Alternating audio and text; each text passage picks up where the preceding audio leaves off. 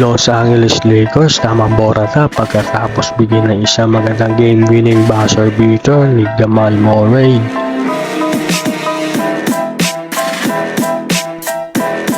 First quarter, likit pa ang laban.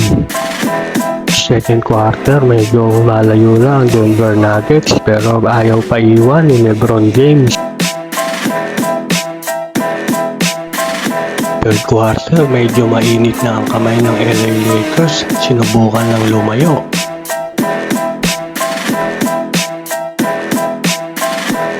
Under 4 minutes, lumamang na ang Denver Nuggets sa isang slam jam ni Jamal Murray with flex pa kay LeBron James. 2 minutes mark, tabla ang laban pero sa skyhook ni Joker, labang uli. Pero nakabawi agad si Reeves sa isang 3-point shots. Bumawi naman si Murray sa 3-point shots.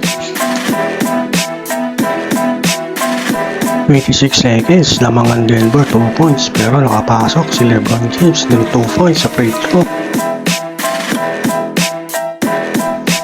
7 seconds sa isang jump shot ni Murray. 106-108.